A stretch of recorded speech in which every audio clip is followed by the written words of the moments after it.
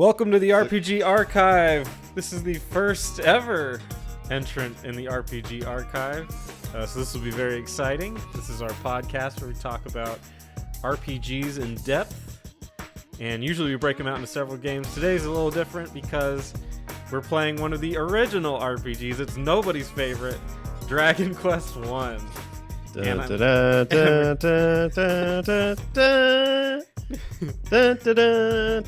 I'm excited to have with me Teddy from Majority. Teddy, how's it going? Hey, Spencer. Happy to be here. Teddy's part of the inspiration for the channel, and this series, the Dragon Quest series in and of itself, is super important to us because it actually marks the start of our friendship. That it does. I remember you checking out the Dragon Quest Swords video I did way back in the day, and that was a little goofy, but it's nice to see we've kind of found our path here in the YouTube video making system, and now we're catering that towards the turn-based RPG content, and in this case, Dragon Quest. Yeah, this is going to be a great show. Before we get to it, let's get some plugs out of the way. We've got your channel, Majority. Woohoo! Majority. Any of your side channels you want to plug? Just the Bud Mappers, our mutual podcast, me, Spencer, Alex. Yeah, we cover we map out games. Yeah, we map out games. If you want to see the maps of games, go to the Button Mappers. That's on iTunes, or not iTunes now. It's just Apple Podcasts. And I'm working on Spotify. I'm trying to do the research. Sweet. But I'll get us there. Yeah, and this show should be on that as well. I don't know if it's definitely not right now because it's the first episode, but it should be in the future. So make sure you check that out if you're listening to it in the past. Today, man, hell of a show. We've got the original Dragon Quest. This is the one that started. A lot of people consider it the granddaddy of the JRPG, and maybe even just the RPG in terms of gaming. This is a hell of an undertaking to do, but it's also luckily a very simple game. So we should be able to cover it in one sitting. Yeah. You can probably finish it in a sitting too. Before we jump into any of the details, this is the first Dragon Quest, and this is like together. I mean, it's for me, it's like my favorite series. If in terms of like actual series of games, where does this stand with you in terms of like just Dragon Quest? Series wise, Yeah. or the individual games? So this has been my top 3 series. I put it up there with Zelda and Shin Megami Tensei. And in terms of the games, I played this one after the fact. I had dabbled in 3, 4, 5, 7, and 8, probably before I dabbled in 1. But I have nostalgia for it because I played Dragon Warrior Monsters on the Game Boy Color way back in the day when I played Dragon Warrior 3. Very similar in terms of visual style, music. So you have that classic Koichi Sugiyama OST. Yeah. And, a lot of the tracks are familiar due to that. Yeah. I did some research. Well, I was doing my research for this show, and I guess I kind of knew it, but never knew it like factually for sure. But apparently Dragon Quest Monsters was made after Dragon Quest V. Like that was the inspiration for it. Yeah, there's like kind of an interesting timeline that Monsters falls between 5 and 6. That's so interesting, and it's weird because of all and we'll get into this way later when we get to these other games. So when we get there, but Dragon Quest Monsters never really got like a big remake that we probably would want. So. Not the remake we want. Yeah, it did get a remake, but just, Joker on the DS was kind of like a spin-off of the spin-off. So that was interesting. Yeah. There was the 3DS remake, but again, relegated to Japan. I actually own that, but yeah. Yeah, we're still clamoring for it over here. Hopefully it comes out. But that'll be for another day. We're here to cover Dragon Quest or Dragon Warrior. No numbers, because at the time... It was the only one. Let's talk about it a little bit. So the first thing I want to bring up is Yuji Horii. He's the guy. He's the guy that created it. He's our grandpappy. I just want to get some little facts out of it. I'm just using Wikipedia, so there's nothing super detailed here. But Hori was born in and oh god, you're gonna have to do these because I don't know Japanese. Awaji Island, Awaji, Spell it. Awaji, Awaji. Awaji Island, Japan. Sure. Graduated in the Department of Literature from Waseda University, and worked as a freelance writer for newspapers, comics, and magazines. Entered an Enix-sponsored gaming program contest. It's a manga artist or manga competition, right? No, programming. Oh, interesting. And programmed the game Love Match Tennis, a tennis video game, which motivated him. That was his first, right? Yeah. The first video game through Enix. Cool. I think he also took a lot of inspiration for this game from Western RPGs. I know you said earlier in the program that this is like the progenitor of turn-based RPGs, especially. This was like, I think the real the chance for Japan to own the genre. Yeah. Well, I found that so interesting. I'm glad you brought that up. So let's move over to that. I will say that he did Portopia Serial Murder Case. Never heard of that, but apparently it inspired Hideo Kojima to make video games, which of course he would go on to make Metal Gear Solid, which is one of my favorite series. But anyway, yeah, he did. He got inspiration from Wizardry and Ultima. So there's a real ironic twist here, in that he took inspiration from Western RPGs to kickstart the JRPG phenomenon. The irony, because we tend to think of like, the classic RPG is the turn-based one, but I think those PC genre of RPGs, like 80s PC games, kind of like I don't know the right word for it, like a time capsule of sorts, but one that like people just left in the ground. Yeah, exactly. Because they don't, like, there's a very niche fan base for that kind of game versus turn-based RPGs tend to be a bit more mainstream, which is bizarre because I remember we were talking 5 years ago about like turn-based RPGs. Are they ever going to come back? Yeah. Now they're huge again. Right. Which is great. Good for us. Yeah, I find that super interesting. So obviously, like, those games started with the love of D&D, right? Like, just people loving D&D and wanting to kind of make that into something that could be a video game. Well, also about making this kind of the home console experience, because PC, you have a keyboard, you have a mouse, you can do point and click. With a controller, you can't really do much. Mm-hmm. So I think there was this idea of simplifying the experience, also kind of bringing it out of the arcades. You did have these kind of adventure games in the arcades where you had to keep popping the quarters in. He mentioned that he wanted this to be more of like a less stressful, story-driven experience. Yeah. That's so interesting that he would bring that up, because it really is. Like, even to this day, one of the reasons I love RPGs is how not stressful they are. Despite, the storylines end up, especially nowadays, being like, this is the end of all time.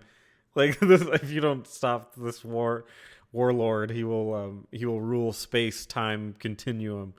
Right, we're going to resurrect Satan so that he can spawn the demons of humanity.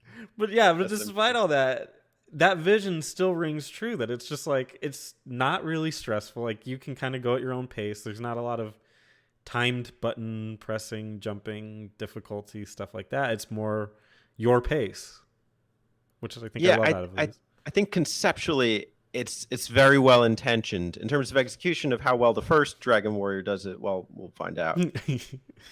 Yeah. Not too much to say on him. I mean, he becomes in a way just the Dragon Quest guy, which is I'm sure he's cool with because it's such a legendary series. But he also takes part in my favorite game, Chrono Trigger.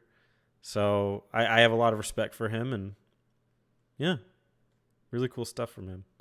I do want to say, just, going into it, we here in the Americas, this is before my time, at least. I think your time as well.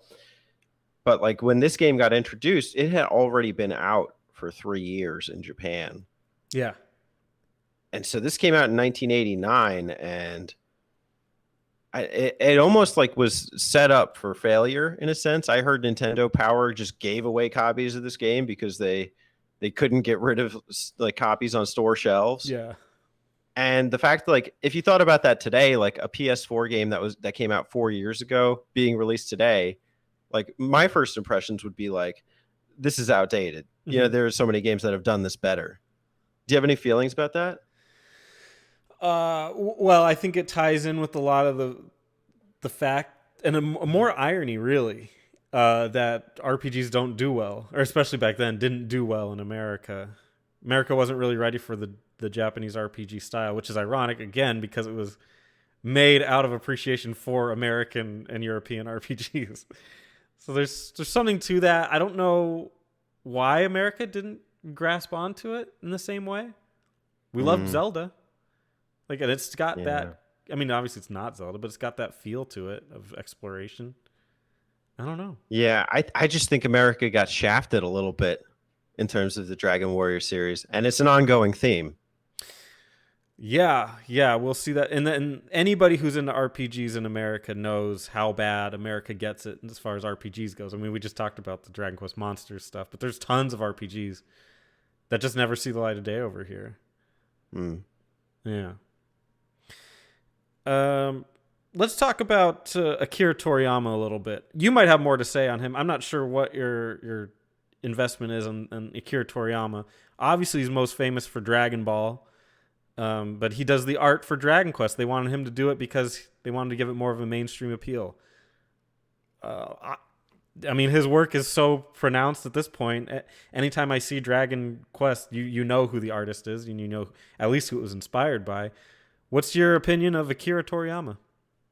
Well, I grew up watching Dragon Ball Z in high school. I used to binge watch with my friend online, and that series was slow moving, but that you couldn't help but like read the charm into those characters. Goku, Gohan, they all look the same, but I don't know if that's me being like some kind of anime racist or something, but I think his artwork is endearing, and the fact that I actually had to look this up. I wasn't sure when Dragon Ball, the original, first came out because I knew I watched Z in the 90s. But I was fascinated to learn that Dragon Ball came out in 1984, which then inspired the artwork for Dragon Quest. If you look at like Portopia, like I only looked at the front cover of that, but the fact that like Dragon Quest was inspired by Portopia, I haven't played that game, but I'm like trying to make the connections between, this like modern like 1980s kind of Dracula looking thing to Dragon Quest. I can't make it. How do you feel about the artwork in Dragon Quest / the Chrono Trigger, etc.? I love it. I love how bright it is. I love the characters. And hey, I love Dragon Ball character design. Like that whole thing looks really great, and it stood the test of time. It's still popular now. As far as actually liking Dragon Ball, that's where the biggest conundrum comes in with me is people assume because I love Chrono Trigger and love Dragon Quest and love JRPGs that I would like Dragon Ball and that I would like anime in general. I don't like anime. I don't watch any of it. I don't like the storytelling in it. I don't like a lot of things about them. So whenever people talk about it to me, it's like, wait, you like Dragon Quest, but you don't like Dragon Ball? And I'm like, yeah. And they're like, same artist. Yeah, that's true. It's like same font. Yeah, it's the same. It uses color red too, just like every. I don't know. They brought in the same translators. You don't like the Dragon Ball translation? Yeah. No, I like the original Japanese sub version. No, I'm joking. So that's a whole argument I will never understand and just stay out of. Yeah, the sub versus dub thing. I don't like any of that, but I love the artwork. And if it were just a matter of artwork, you can call me a Dragon Ball fan. I like it. I like what they do with it. I like the brightness. Right. Once you start throwing the music in there, that's where you've got like a full package. Oh yeah. I know you typically don't play games with the sound or the music. What about Dragon Quest / Dragon Warrior? Do you make any exceptions there? Okay, it's weird and it becomes kind of challenging at times, but I like to turn on the music when I think story is going on. Okay. And Yeah, I that makes always sense. customarily have the volume on at the very beginning. So I get that Right. intro music, and then I get some of the flavor of the city, the little town. And then as soon as I start farming, it's like, all right, I can turn on a podcast or something. How about you? I typically love the music, especially the Dragon Quest music. It's so nostalgic. It's so heartwarming. That overworld theme, it's identical to the one of Monsters, which, back then when I was a kid playing these games, you didn't have that podcast option. I guess you could turn the radio on or play downstairs while dad's watching a baseball game. But, Yeah. I had that connection, just from my childhood hearing these chip tune sounds. And, it's a bit more simplistic in this game. And I turned the music off when I played through it this time, to put on RPGs. It kind of actually helped me progress through the game and be more attentive because there's not so much going on in this version. But when you have those endearing visuals and that kind of heartwarming sound, it's really something to behold. Yeah. Yeah. We don't need to talk too much about Sugiyama. Sugiyama. Sugiyama. Obviously, he does all the music for Dragon Quest. He's very famous for that. Also famous for some not so great things. If you want to look him up, you can go ahead and do that. He's got some fairly questionable political views. I heard a lot of it from the Dragon Quest FM podcast. So if you want to go check them out, be sure you do. It's got a lot of Dragon Quest content because that's all they do. So I prefer not to taint my love of Dragon Quest. Thank you. You should not click on that link that has a name in Wikipedia. Okay. Stay away from that. All right. Now we've gotten some of that early stuff out of the way. Let's talk about the game. It was released in 1989 in America, 86 over in Japan, on the Family Computer. Famicom. The NES. Okay. I don't know why they called it the family computer in here. Everyone knows it as the Famicom. That just screwed me up. Now I'm just thinking about family computers. Like, that's weird. Yeah, Famicom. Dragon Quest PC game confirmed. It was developed by Chunsoft and released Avocados. by... What's that? Sorry, I know every time I see the Chunsoft logo, I think of like half an avocado. Oh. All right. Okay, I guess I'll be the only one on that one. Well, I'm not super familiar with these companies and their logos. So, okay. You know who would get that is Alex. Or Chris. Or Chris. Yeah. Chris would get it too. That's BioPhoenix. Make sure you check out BioPhoenix channel. Right? He's great. Yep. BioPhoenix. All right. Let's talk about the gameplay here. Well, let's start out with the story, I guess, and we'll move on to the gameplay because it kind of happens right after. I was interested to realize like there's actually kind of an in-depth backstory, which they do go into in the game, but you have to like kind of soak it in from different NPCs to kind of understand. One thing I did want to kind of say about this too, and yeah, no, I agree. This is a game where you discover by talking to NPCs. But what Yuji Hoри's vision for this game was to realize this kind of rich story experience. I don't know how well this first game does it, but to see that there was this kind of interwoven tapestry of story, like preconceived into this, and that like I think Dragon Quest 3 would go on to be like the prequel, and then it continues into Dragon Quest 2. It's pretty interesting. So I just want to throw that in there. Absolutely. I would say if you were to ask me my opinion, I would say I think he kind of failed on this one. Absolutely. But yeah, you're right. It's totally interesting that he attempted it, which again, if you think about 1986, it's like this is a game where the guy jumps. It's like they didn't need to try that hard, and he certainly seemed to give it more of an effort than most. It's a story everyone can relate to. Male saving the princess. He did. In which that's completely optional. Yeah, you can. That hurt.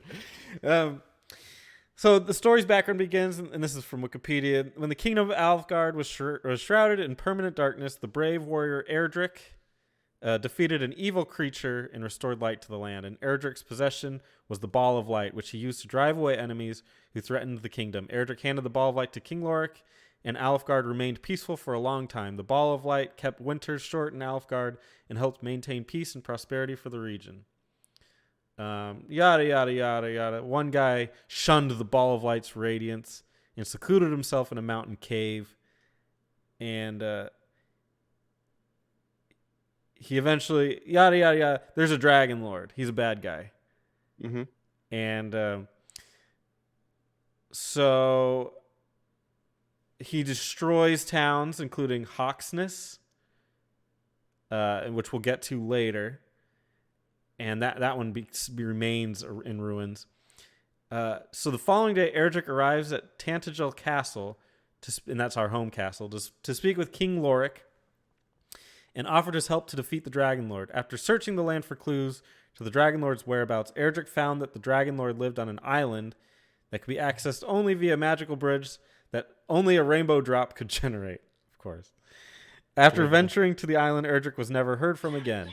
Many years later, the Dragon Lord attacked the kingdom again and captured Princess Gwaelin.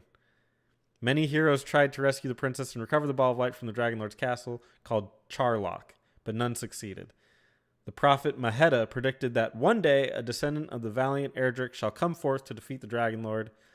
However, when the descendant arrives, many of the people of Alfgard have forgotten the story of Erdrick, and those who do remember consider it a myth and do not believe in Maheda's prophecy. So there we are in the backstory of Dragon Warrior, which reading that is really, honestly, probably more text about what is going on in this world than I think the game included.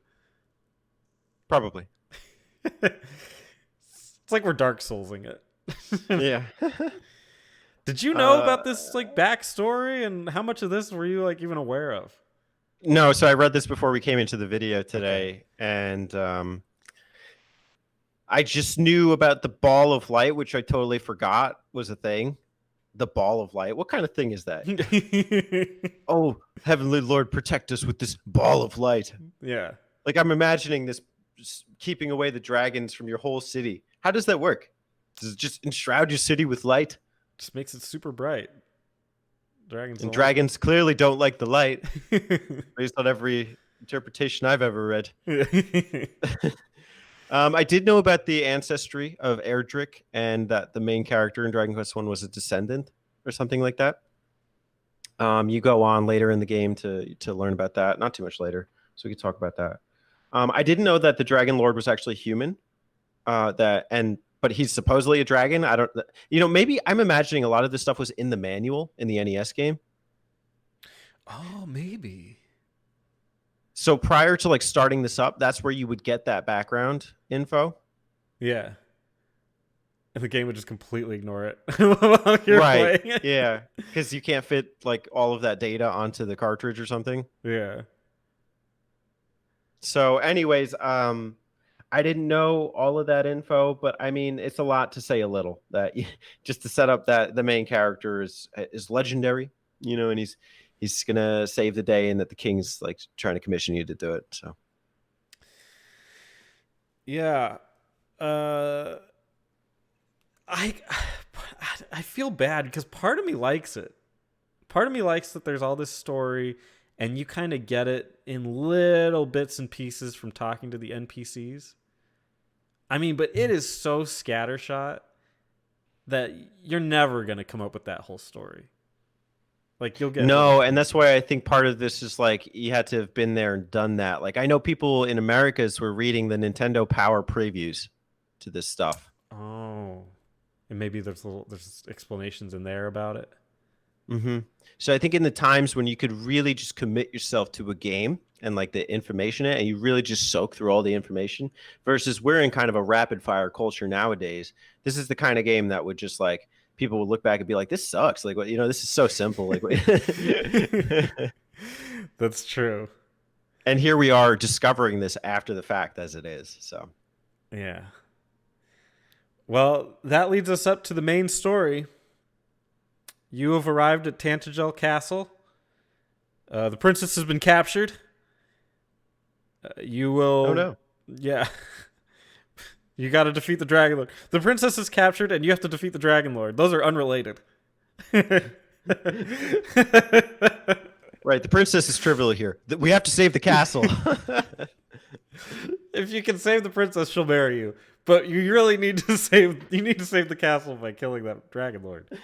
I just love that. Like it's so. Oh man, like as far as storytelling goes, it's really bad because like there's no. You're very split in what you're supposed to do, and they don't seem to care about either that much. Mhm. Like that king is a real shallow NPC. Yeah. Oh no, the kingdom is destroyed. Please, you must destroy the Dragon Lord, child.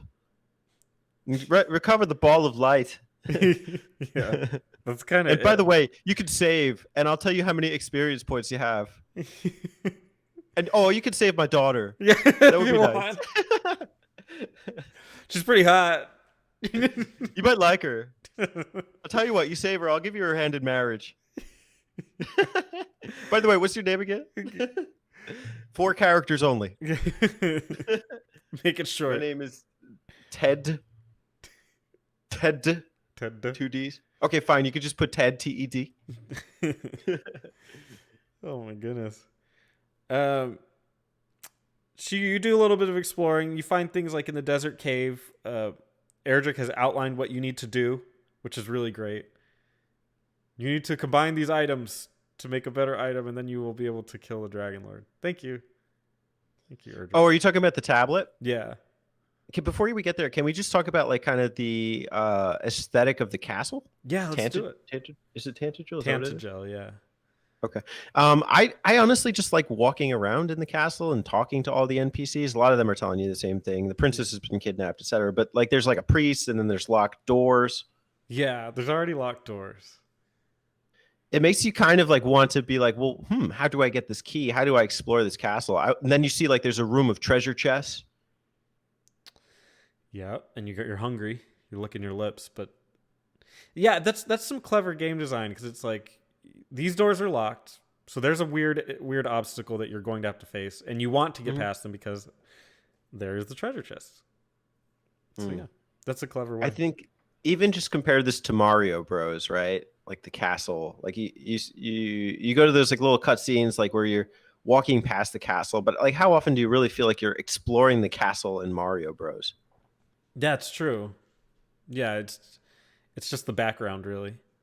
I believe Super Mario Bros. Was around 1986 as well, considering this came out in 1986 in Japan. That's an interesting fact.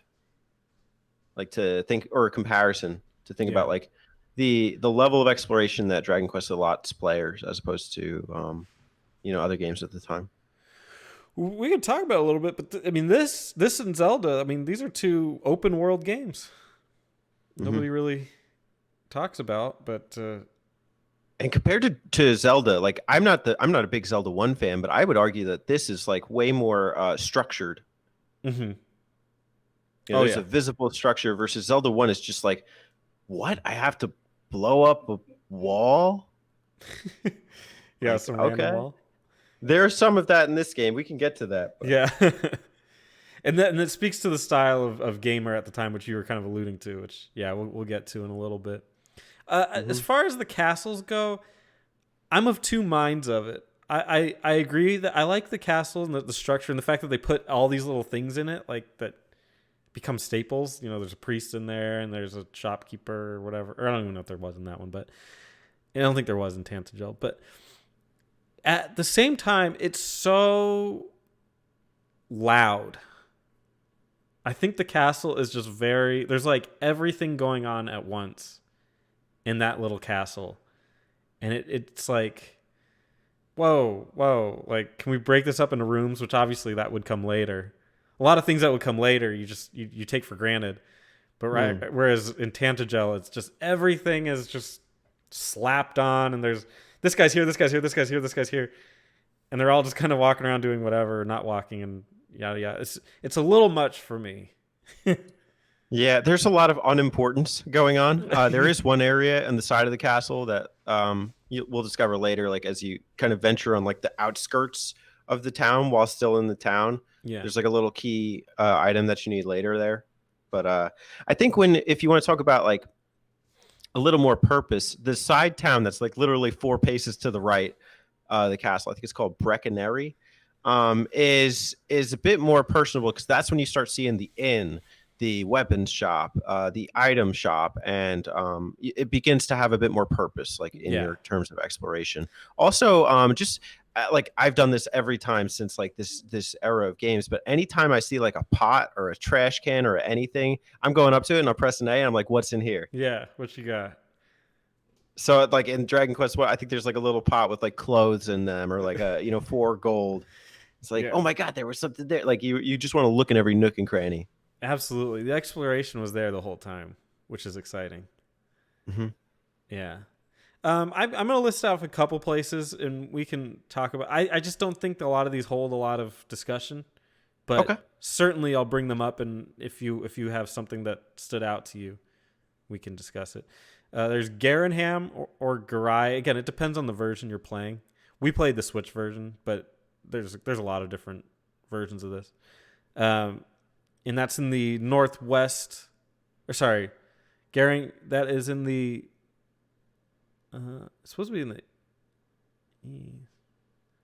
I think it's top Yeah, northwest. northwest. Yeah. Northwest. Yeah, yeah, Yeah. yeah. Sorry, I'm getting west and east confused for some reason. Yeah, Garanham, which is pretty small, and it eventually it has stuff in it, but at the beginning it's kind of pointless except for the items. There's Cole, which has a spring, which is kind of interesting. That's been in a couple Dragon Quests and I think that might be a Japanese influence or something about with springs. Hot Springs. Yeah. Okay. Right? Is that like a thing? Yeah, that's the thing. Because they don't do that so much in America. I mean, there is a hot spring, but I drove just by one in Arkansas. but I just noticed that like in Dragon Quest specifically, there's generally a town with a spring in it. It's weird. But there's always like one. The well, like where you can climb down the well. There's Or the that. hot springs. No, the wells no. are in every Yeah, game. wells are in like basically every town. In a lot of Dragon Quest, there's a place with a spring in it where people just take little outdoor baths. Okay. It's a weird little bit of trivia. And then the swamp cave. Let's stop there. So Sure. and in Cole, there's a fairy flute. If you just go a couple God. steps below the 1 point. Can I tell you about that? Because there's a guy in the game who tells you go 4 paces south of the well, and then there's a guy who in the guide I've been reading says go 4 paces south of the well and press A. I thought I was doing this like so many times, and I was like, what am I doing wrong? I kept pressing A at this spot 4 paces south of the well. I was like, maybe the directions are messed up, but maybe it's north, maybe it's east, maybe it's like southwest. Maybe I'm looking at the town road, and so I looked at a video online, and they were talking about the springs. I was like, "Are you kidding me?" Because in the game, like maybe it's the translation I'm playing. It says "well," and then like in the guide I'm reading, it says "well," but there's a well and a spring in the town, and so it's the spring. If you're playing this for the first time, folks, it's the spring. Yeah. I'm pretty sure in the version I played first, which is the Game Boy Color version, there weren't any effects on the ground. So, but in the Switch version, luckily, it's like shining on the square. So I was like, okay, I remember that. Boom, there it is. But in the Game Boy Color version, it was completely like nothing.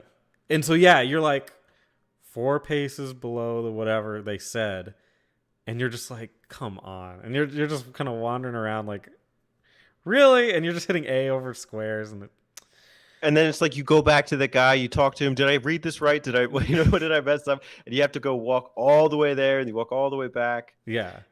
This is the start of the obscurity. It's not too obscure at this point because at least it was outlined exactly what you're supposed to do. But it's still a nuisance. And I think it speaks to that style of gameplay that used to exist that doesn't anymore, that you were kind of alluding to. Like, gamers just had, like, and it was a younger audience too back then, but gamers just had time and they weren't so jaded by, like, the stuff we have now, which is a lot more flashy and instructionalized. Like, if you look at any Nintendo game now, there's usually a tutorial that takes like 20 minutes. Dragon Quest didn't have that, and instead just kind of dropped you in there and let you wander about until you might find it. Some people would call that padding. I think it kind of is, but I also think there is something clever about this whole like tapestry of like make you go X number of paces. It's a sign of the times. Like 35 years ago, this is an old game, you know. Yeah. But so I can forgive it in that sense. Yeah. Yeah. It's kind of like a scavenger hunt. Exactly. Yeah. I mean, they give you a list of items, and you're like, go figure it out. And you're like, Yeah. all right. Have a blast. I have a fairy flute now. Yay. That thing's helpful. It is. But before we get there, we got the swamp cave. This connects to the lower continent, which will eventually get us to Rimuldar. But before we get there, we have a swamp cave. This is where a green dragon resides, who is holding on to, what's her name? Gwaelin. Jesus.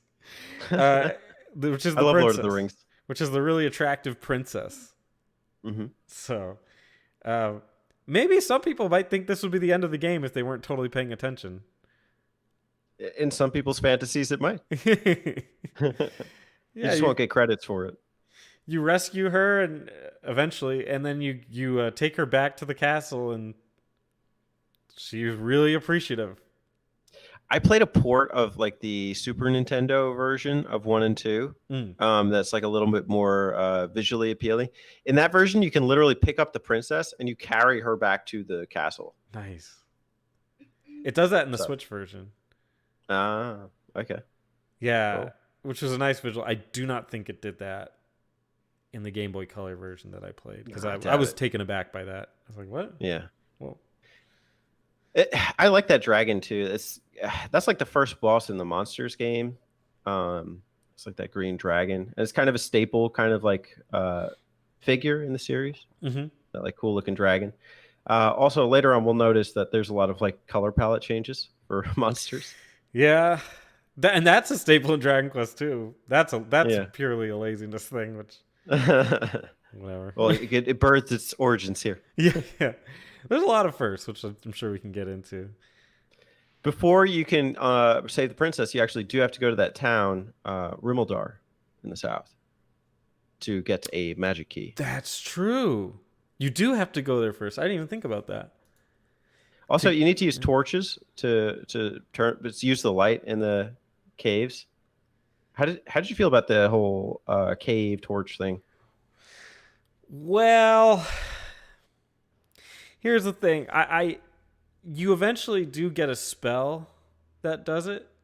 Mhm. And so I ended up using that for most of it. Afterwards, yeah. You get it early enough that I maybe I just farmed like crazy, like a madman. Yeah. But I got it early enough that I think by the time I was ready to fight the dragon, I had it available. So Okay. I was pretty okay with it. I think I used a torch maybe twice. Yeah. But I also come from and I think you were the same way when we talked about Pokemon, or you in Pokemon during the cave Mhm. segment, you just kind of powered your way through it, even though you were completely blind. Yeah. I'm totally okay with doing that if I don't want to use a torch. So, how about you? One of the things about this game is it has an inventory issue. I think you can have your equipment and then maybe like 5 or 6 items. Mhm. So torches weren't a big deal in the beginning, but they just were space takers, and I just didn't know if I was going in a cave, if I get to a treasure chest or something. So it was like a mental thing. But I don't think at any point in this game you really need more than one torch, especially considering if you die, you just respawn in Tantagel. Mhm. So and then once you get radiant, you don't need torches. Yeah. Oh, thank God. But it kind of speaks to the adventure side of the game that is sort of lacking in modern games. Is that there's like there's the stats and there's the enjoying your character for combat, but there's the other side of it, which is the exploration side, and how do you do that? And most games just ignore it, which is fine. Doesn't matter. But this, I appreciate the game is like, no, like you can't see in here, and you need to come equipped to handle a cave. I think Right. there's something to be said about that, and that really ties to like, the Etrian Odyssey series for me. I really enjoy the way that game handles things, where you build your characters not just for combat, but for the exploration of the dungeon itself. And I think there's something to be said about that. Most games, again, nowadays don't care at all about that part of it. But I do like how the torches go out. Yeah. So you don't know, like if you think you're going into a deep cave, maybe you want to carry 2 torches. There are a few caves in this game that you may want more than one torch for. Not this one, but Yeah. You did bring up Rimuldar. That's where you get the keys, which basically unlocks the game, as it were.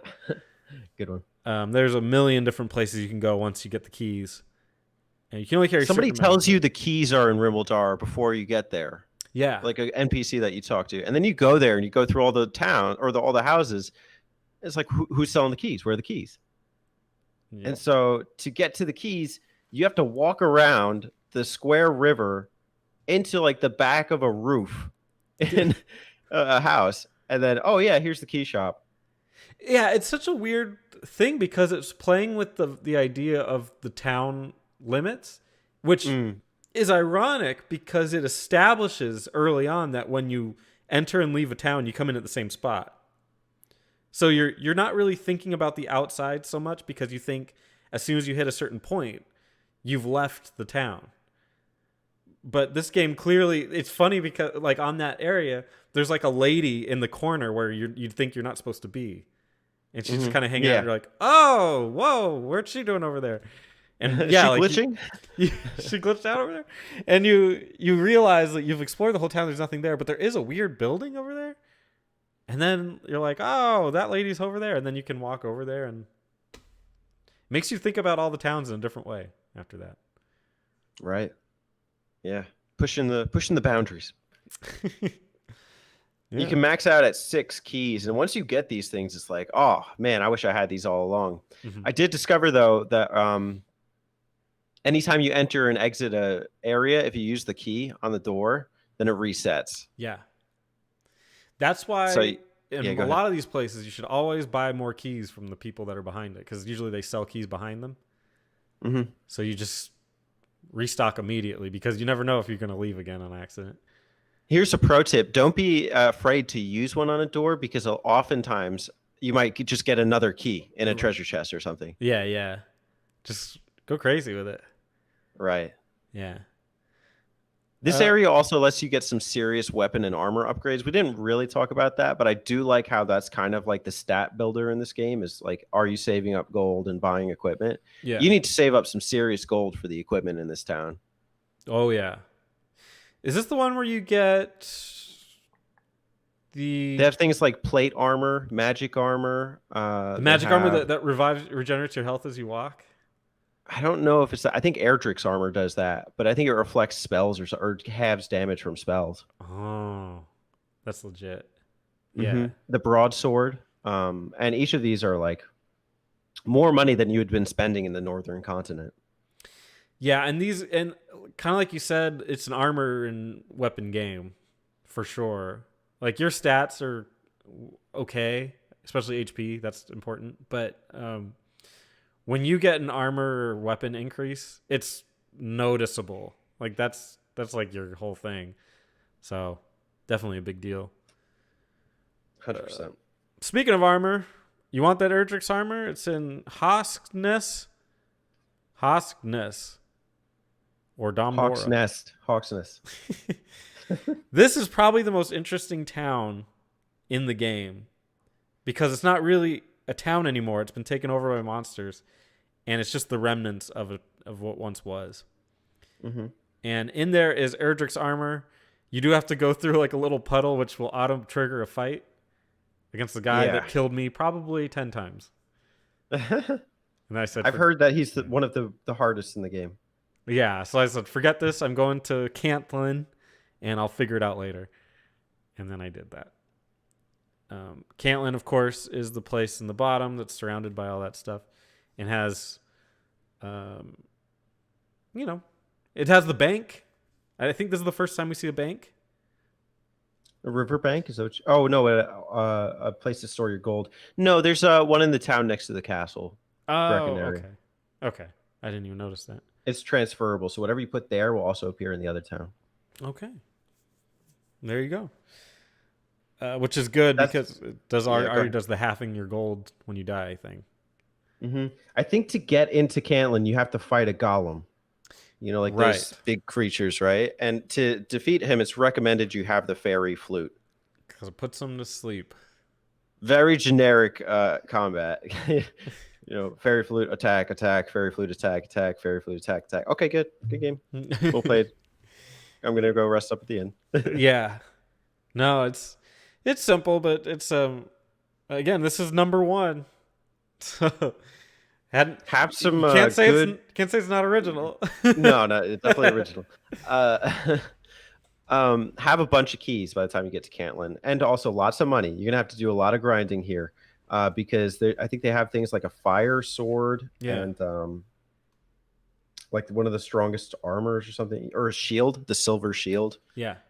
You need like a decent bit of money, but once you have that, you are pretty well equipped to fight that guy who killed you 10 times Mhm. and also go to the Dragon Lord. I want to read a little note from one of from the guide I was using. This is from IGN. I Okay. don't know if this is the main one, but I just thought this was kind of revealing about what the guide was like. I couldn't believe this was top of the things. Let me see if I could find it. I started. Okay, here's a fun thing to do. Go from level 6 to 8 and go to level 11. This will be... Hold on a sec. Okay, that's not the one, but I just thought that was so dumb. Here's a fun thing to do. Go from level 6 to level 8. Like, have fun. Go grind. And then another one. That is kind of the game. Here's a fun thing. Like, okay.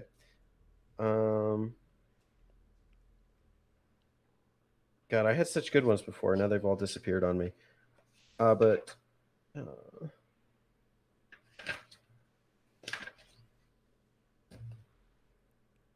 yeah, I don't know. Basically, it says you need 3 things to go to the Island of the Dragons. Then you need to kick the shit out of this guy. I could see that in the Nintendo Power. Sorry, Mario, but our princess is in another castle. You won't actually hear that. Just thought I'd remind you all of how annoying that was. Similar to that fucking dog in a Duck Hunt.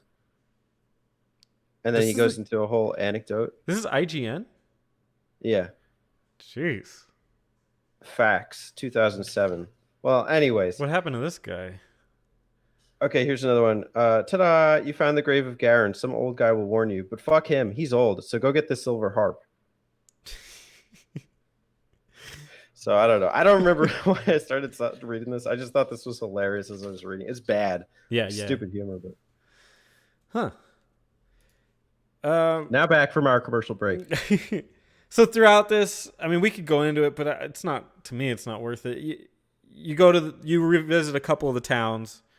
Specifically, I'm thinking of Garenham, and go through with the door, some tombs, and with the key and knowledge of going to the outside of places, it becomes clear what to do, and you explore, get better items. There's not really side quests so much in this game, as far as it's just like there's little quests that build up to the main quest, like these little ones that send you through dungeons and everything. It's pretty bare bones, but you get something to do before you get to go to the main boss. I do like how challenging it was in some of these dungeons with if your torches go out. It doesn't matter as much towards the end because you have a bunch of magic power. But like one of them, you get the fighter's ring in, and finding your way out of like the second or third floor from the basement is like impossible. I got lost in there. I was like, where's the exit? I'm trying to find it. What does the fighter's ring do? Do you know? Don't know. It doesn't give you an equipment thing, but it just says, I just know it powers you up. Let's look that up. In Dragon Quest, the fighter's ring is bugged in the NES version and probably does nothing in the Super Famicom and Game Boy Color remakes as well. Okay. Can be sold for 15 gold. Great. I'm glad I really put my time into finding that one. Oh, this doesn't do anything. I had that on my person for like most of the game. It's either that or like cursed items, cursed necklace. Yeah. It's like, don't use this because you'll get a curse on you. Why do they even have those? Dude, the curse thing is crazy. I'm super glad I got rid of that. Why? What happens with the first What one? happened was I got recovered by the king, Yeah.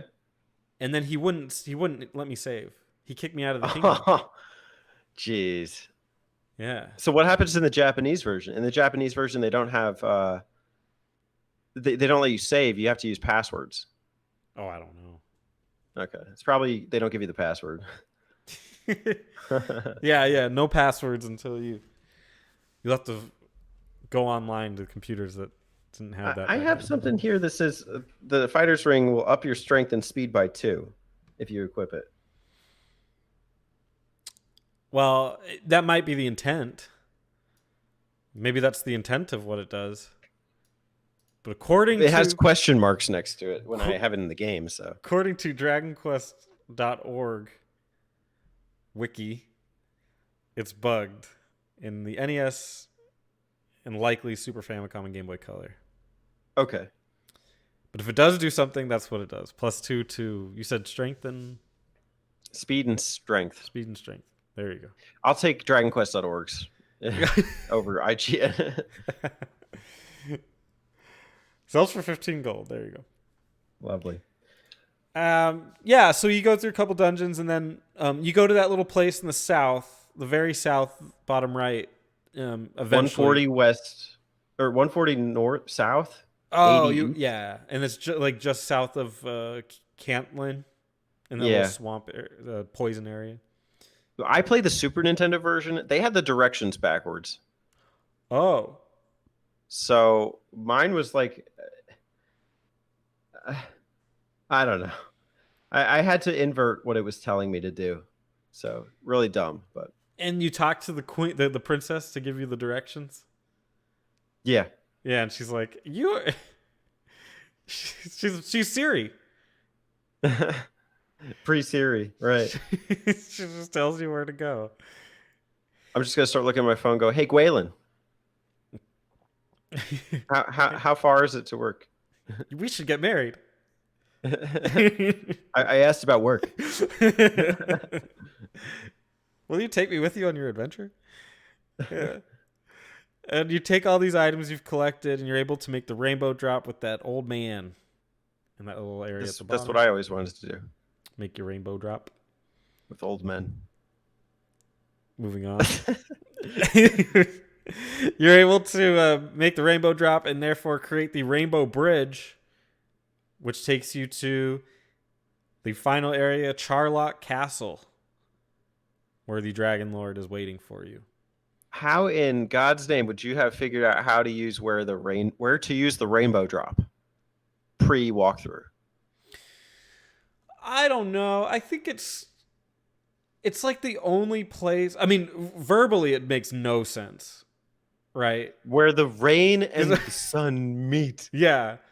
Like there's no rain here, nor is there sun. Ironically, there's a patch of trees in the middle of a desert in the upper right part of the game, like of the map. Uh-huh. And I went there and used it.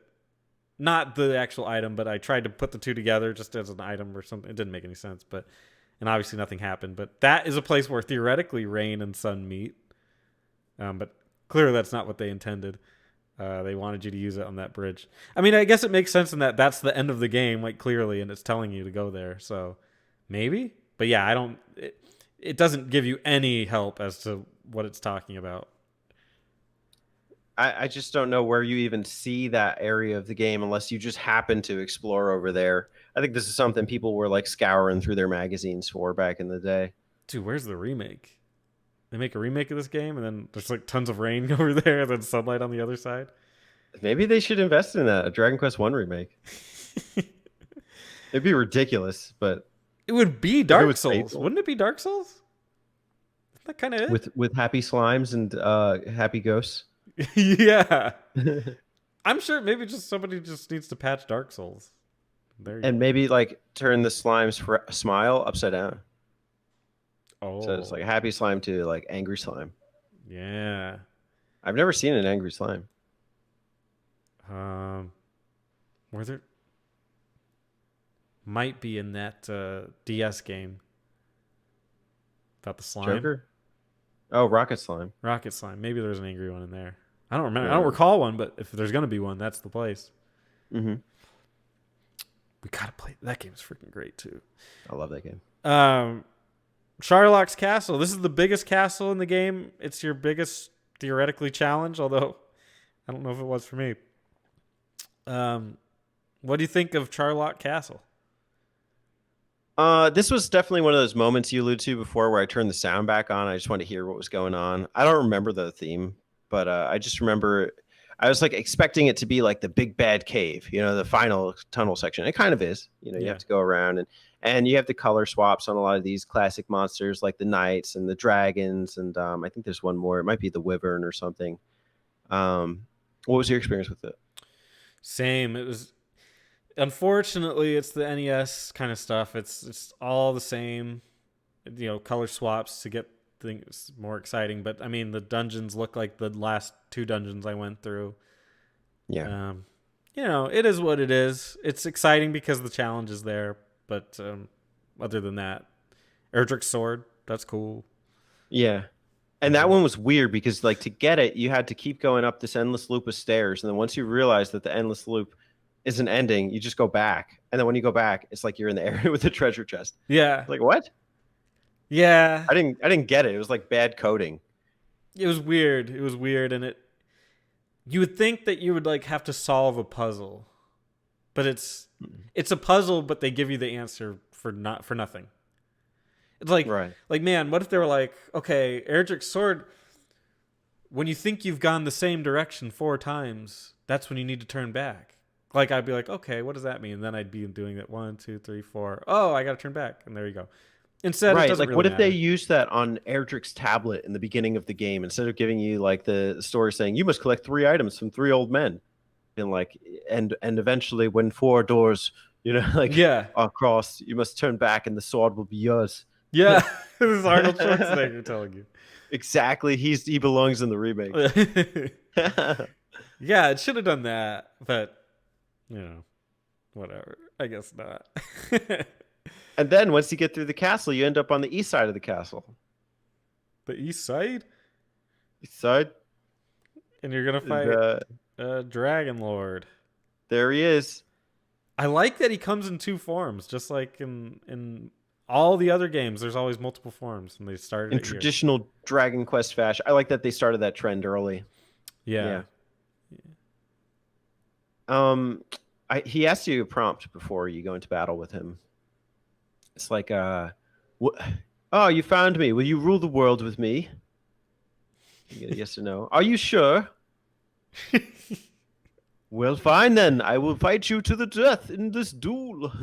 Yeah, it was funny to use that accent because they use that like old English style of speaking throughout, which is kind of eye rolling. Yeah.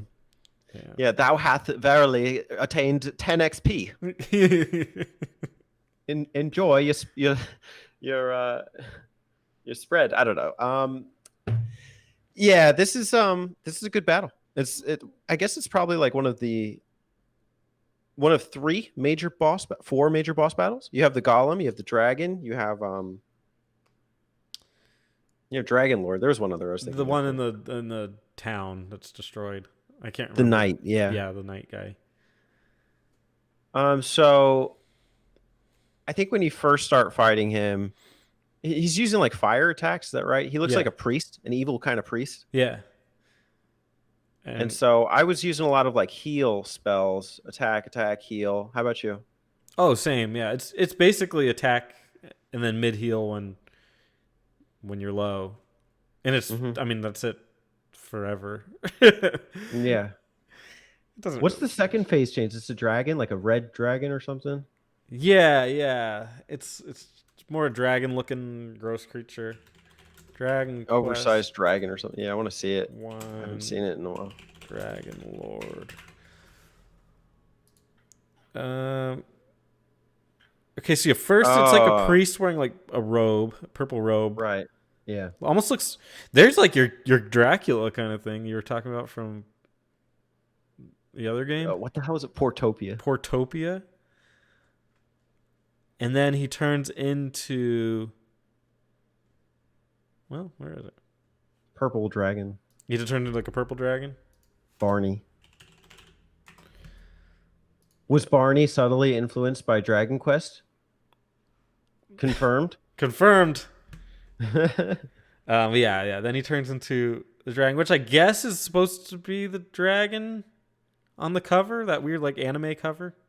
Although it's Yeah, blue. well, where it's like you have the little guy bracing himself to fight the dragon. Yeah, that makes sense. Yeah.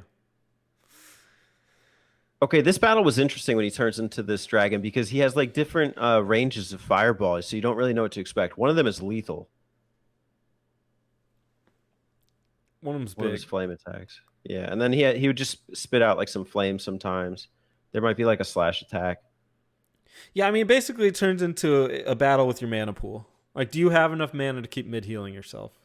Which, And are you willing to take that risk, or are you gonna try and risk another attack in there? yeah, exactly. Basically, so it comes down to do you have less than or more than 40 HP, and then do you attack, and then I yada think a yada. little more than that. Even if you have max equipment upgrades, like I got crushed at level 20 by this guy. Hmm. At 21, I was pretty comfortably doing it, but yeah. And considering there aren't like mana replenishing items in this game, Yeah, you have to go you're through that just whole castle. you're stuck with the run of the castle, Hmm. and there you go. Uh, I that's Dragon Quest, man. It is unforgiving, which I appreciate, but also simple. Like there's not a whole lot to it. That might be Dragon Quest in a nutshell. I don't know. Yeah, definitely those multi-phase boss battles at the end of Dragon Quest games. Yeah, Like this is signature that, although obviously simplified. yeah. It's like you got to earn it, and there you go. You do beat him, and you save the kingdom, and he asks if you want to rule, and you say no. I want to go make Play my Dragon own. Quest 2. Yeah, I want to go play Dragon Quest. You want to make your own path, and your wife follows you, and there you Who go. is his daughter? Who's his daughter? Yeah, go with her daughter. Go with him, daughter. Yes, daughter. That's Dragon Quest, man. There you go. The Ball of Light. It is very simple, very simple. And yet obscure in some regards. A sign of its times. Yeah, this is you've played a lot of the older ones as you mentioned, and this is your first time beating the original. What is it? What do you think? What does that reflect on the series for you? This is like the prototype. And, I've beaten 4, 7, Monsters, Rocket Slime. I played some of these spinoffs.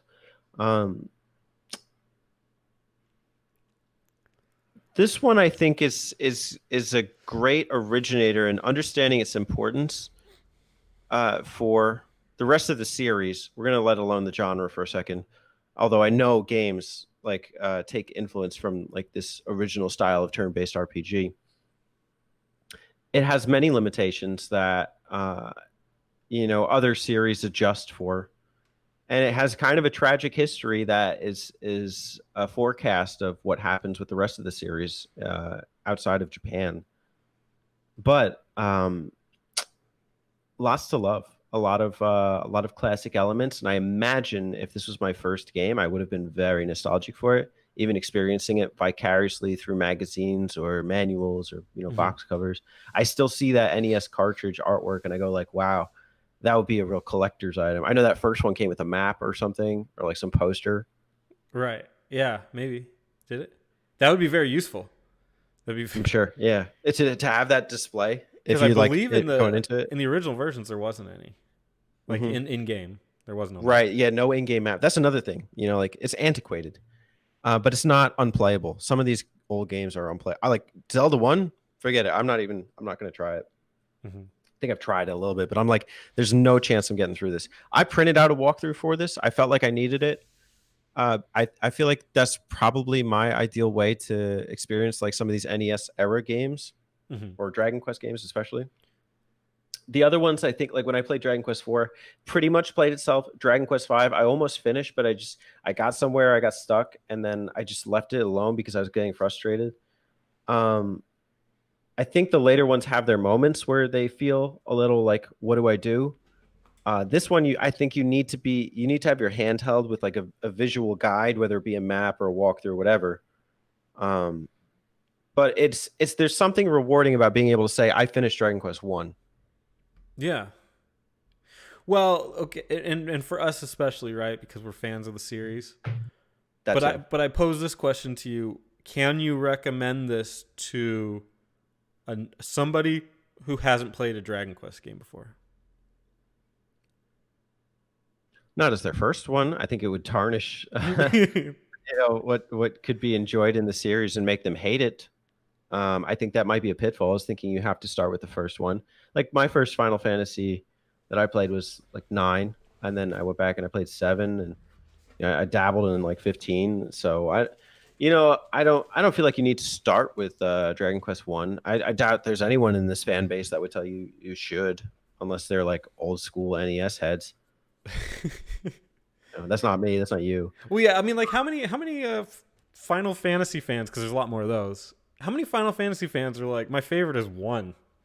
Nobody. Nobody. Maybe one like some people might say that, but I don't think anyone would recommend you start with Final Fantasy One. There'll be like 6 or 7 or 9.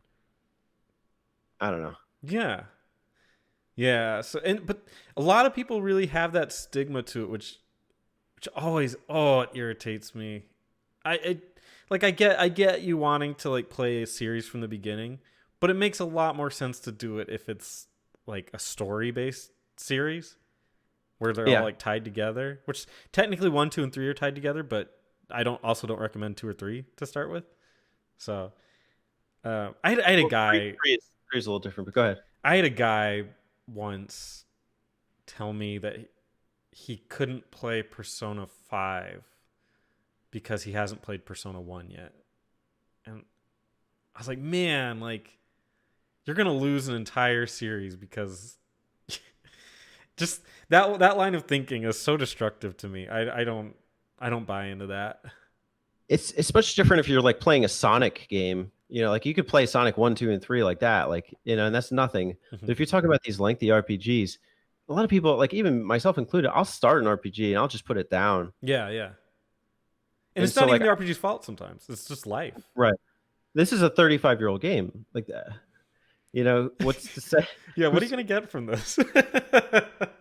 That's like hearing a kid nowadays recommend a movie from like the 70s. Yeah. Like it's just, it doesn't happen. But I also wouldn't neglect it for that reason. I just wouldn't start with it. Yeah. I think if you appreciate the series and you played a couple games and you're like, wow, I really, really like it. It's like, okay, try the inspiration for it. Like try the beginning from it and see if, see what you can love from it. Because there's things to love from the game. Yeah. I think this is more of a history lesson, and it's like than anything. And the problem is a lot of people don't have an affinity for history. Mm-hmm. And I think if you're interested in the roots of like turn-based RPGs, this is not necessarily why I'd recommend this. I think if you're interested in the roots of Dragon Quest, that's why I would recommend this. I think that is the target fan base for this game nowadays. Yeah. Yeah. I don't foresee it as like an RPG classic either. No. They wanted to introduce party stuff that didn't come until later. They couldn't even put a party in this game. Like and as much as I don't like the series as much, I think Final Fantasy 1 is more of like an RPG classic than this one is.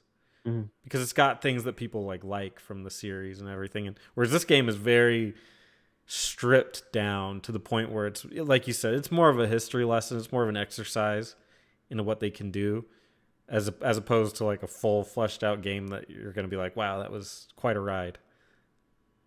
I will say though that this is an excellent game to play through if you don't really care about this story all that much, which is kind of disappointing because that was like Yuji Horí's big thing was like, I want to make a game that everyone can connect with. Meanwhile, I'm just sitting here playing podcasts like, like, oh, wow, the button mappers. Oh, what's that? I killed the dragon. Great. Yeah. Super. Yeah. What did Spencer say on the Super Mario 64 apps? Okay, yeah. So you get the point. Yeah. All right. Well, now's the part where I talk about some trivia. A little did you know Dragon Quest? Little did you know about Dragon Quest? Yeah, Dragon Quest is a game for Um, the family computer. Did you know? Spencer, did you know what the family computer is? I know what the family computer is. It just labeled that, and it threw me off. Okay. Right. Because I know it as the Famicom, so it's like it was just weird seeing it as the family computer. Like, yeah, I guess it was technically, but Did you know the Dragon Quest came out on the computer?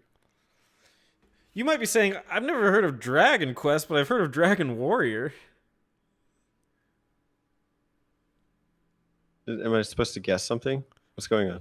No, the reason that the reason that you've heard of Dragon Warrior is that originally in America there was a company called Simulations Productions, and they released a tabletop game called Dragon Quest, one word, and they continued it until the late 1980s.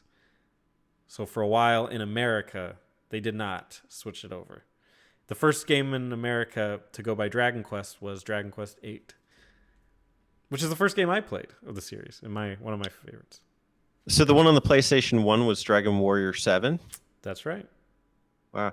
I guess these things have like 20-year copyrights, like these naming conventions or something like that. Because I know that's that was like the thing with songs on YouTube for a while. It was like you have to wait like a 20-year-old song should be okay to use. Yeah.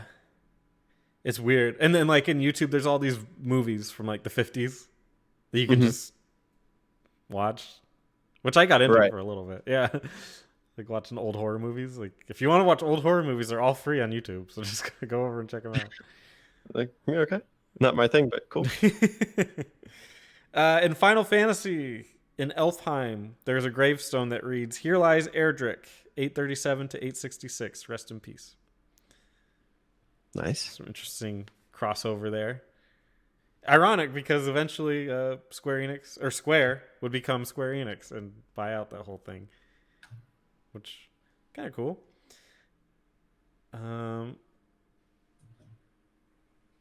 There's some crossover between that new Yakuza game and this Dragon Quest game too. Yeah, don't they say like his favorite game or something is Dragon Quest? Something like that. They market it like it's the classic RPG. And also like at the end of the trailer he's fighting a dragon or something. It's like a dragon, Yeah. Dragon Quest. So the influence is there, man. It is considered by many to be Japan's national video game, including beating Mario for that title. It's kind of weird. That's wild. That's great. Could you imagine? It's like going to the supermarket? No, because in America nobody gives a shit about Dragon Quest. Your Dragon Quest banana milk or like your Rocket Slime Cheerios. Yeah, that's crazy because like in America nobody cares about it.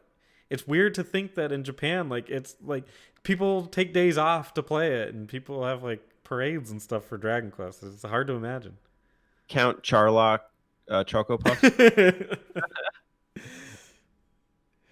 The series inspired the hardware of the Nintendo 3DS. I'm getting this from Screen Rant, so I apologize for getting it from Screen Rant, but they have some trivia. One of the most popular features of the 3DS is known as Street Pass. If you carry your 3DS on your person and pass someone who also has it, then two will share console information. I will say I've never used this before.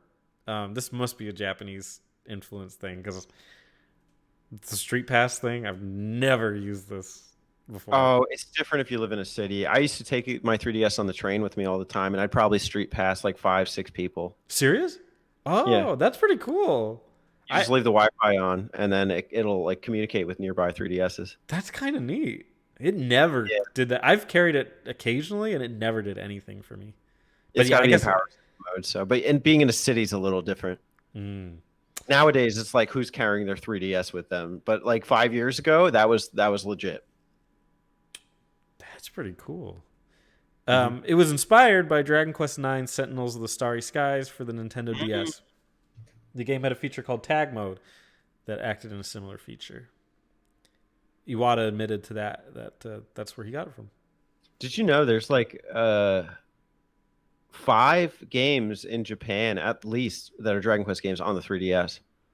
Oh, there's got to be, yeah, with all the Maybe 6. Yeah, because they had remakes monsters of alone. Monsters 1 and 2. Yeah, They had Monsters Joker 3. right. Which I've like every month or so, I'll just go on and see like what's the status of that coming over. Which now is pretty much dead at this point, but They yeah. had Theater Rhythm Dragon Quest Edition. Here we got only Final Fantasy. Oh, I think they might have had a Fortune Street game on the 3DS. What's Fortune Street? It's like Monopoly, but without the mini games and with stocks. And it's a Oh, crossover Mario and Dragon Quest characters. that's kind of cool, dude. I There's would one on get the Wii. a Monopoly Dragon Quest. It's really good, and there's a few of them on the DS. It's called Itadaki Street, but you can just call it Fortune Street. And then they had 7 and 8 remakes, which we got. Thank goodness for that. Here's some trivia that's not on the Screen Rant thing, but are you familiar with the stats? I know the naming convention. If you change your name, it affects the stats that you get. Yeah, yeah. So the stats are based on your name, and there's a site. I went to it actually before we did this. I was just kind of playing around with it. You can put in different names to see what the stat changes would be. That's kind of fun. What's the site called? I have it on here. Give them a little shout out. I The want to find out my site stats. is um, guides.gamecorner.net. And they have a name stats tool. And it's specific, Site obviously. can't be reached. Game Corner? Games Corner? So it's guides.gamecorner.net. I'll send you the link. Okay. If you can find it on the podcast thing, Yeah, put throw it it in the chat. put it in the I wanna- chat. So we can see. But yeah, it's pretty interesting. You wouldn't think that they would do something like that, but here you go. I guess when you haven't done it before, you can make your own. You make your own weird decisions, and none of this one didn't carry on to the other games. That's probably for a good reason, but it's definitely interesting. It's a curio. Okay, let's do a little challenge. Let's see who can come up with the higher stats. Okay. Pick a Well, name. how about this? What also before we do that? What name did you choose? I don't remember. Oh, you don't remember? Okay. I always do Pico. And Okay. Pico is really bad, apparently. And I might have done like MAJR, like Majara, or I might have done Tex. Sometimes I do TEX. my man. Tex actually does pretty good. Yeah. Yeah. How do I enter these? So if you want, it's guides.gamecorner.net/dw/name/ forward thingy stats / man, that's gonna be impossible to type in.